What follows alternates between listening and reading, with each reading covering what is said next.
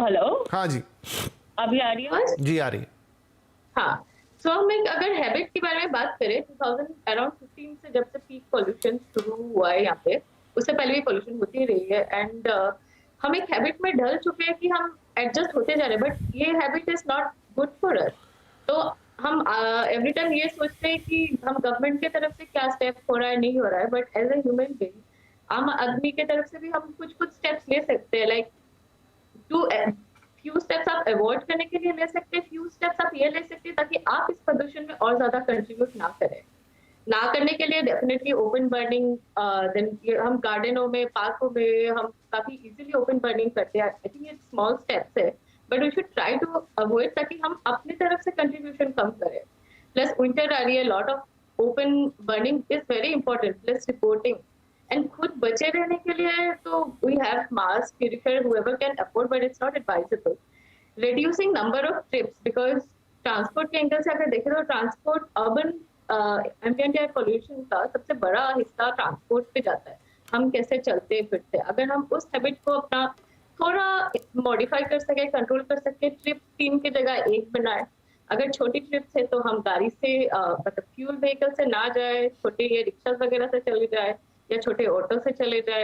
अगर लंबी ट्रिप है, अगर पॉसिबल है, हमारे हाथ में है, तो व्हाई नॉट पब्लिक ट्रांसपोर्ट। अगर बहुत जिसको मुश्किल है, मैं नहीं बोलूंगी कि इसमें काफी बार चर्चा होती जा रही है, बट अपने हाथ में जो है हम उसको भी थोड़ा थोड़ा स्टेप कम तो करना चाहिए, because ultimately air pollution is a level.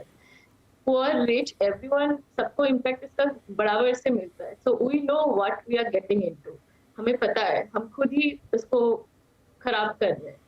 So yeah from an air pollution perspective. जी चलिए ठीक है, सही कह रही हैं आप भी कि अब उसका ऐसा रातों रात सॉल्यूशन तो नहीं निकल सकता, जब कई दशकों से नहीं निकला। हम देख रहे हैं साल दर साल दिल्ली की हवा लगातार खराब हो रही है, देश का भी नाम खराब होता है क्योंकि देश की राजधानी है।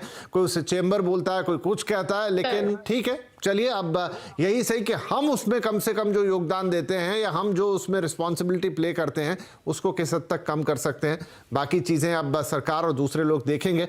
डॉक्टर बॉबी भलोत्रा, हम सब जानते हैं कि पोल्यूशन एक बहुत ही बड़ा हानिकारक एक सोर्स है या बहुत बड़ा किलर है, लेकिन जिस लेवल पे अब दिल्ली पहुंच चुका है, हालांकि 2-3 महीने ज़्यादा रहता है, ये 2-3 महीने किसी की भी जान के लिए कितने भारी होते हैं?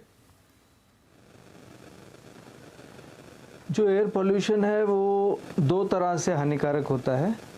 एक तो अगर लेवल खतरनाक लेवल जैसे कि बताया कि 300 से ज़्यादा हो और उसमें कोई भी व्यक्ति, बच्चा, जवान, बड़ा, कोई भी अगर उस प्रदूषित क्षेत्र में जिसका AQI इतना ज़्यादा है वहाँ पर सांस लेता रहता है, तो चाहे भले उसको लंग्स की बीमारी हो, हार्ट की बीमारी हो या ना हो, उसके लंग्स और हार्ट पे प्रभाव पड़ना शुरू हो जाता है इन टॉक्सिक गैसेस से, इन टॉक्सिक केमिकल्स के असर से।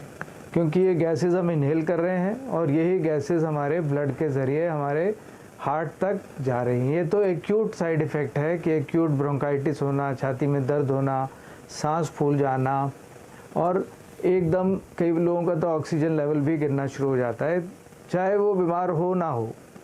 जो लोग बीमार हैं, अस्थमैटिक हैं, COPD के मरीज़ हैं, ILD के मरीज़ हैं, पोस्ट कोरोना फाइब्रोसिस के मरीज़ हैं, ऐसे मरीज़ों को जब इस तरह का दूषित वातावरण इनहेल करने को मिलता है तो उनकी जान को भी खतरा पेश हो जाता है।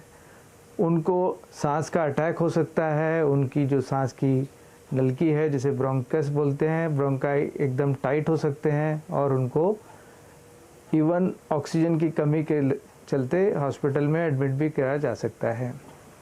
ये तो हो गए एक्यूट साइड इफ़ेक्ट्स। और जो ये प्रदूषण 2-3 महीने अभी चलेगा उसके लॉन्ग टर्म साइड इफ़ेक्ट्स भी होंगे।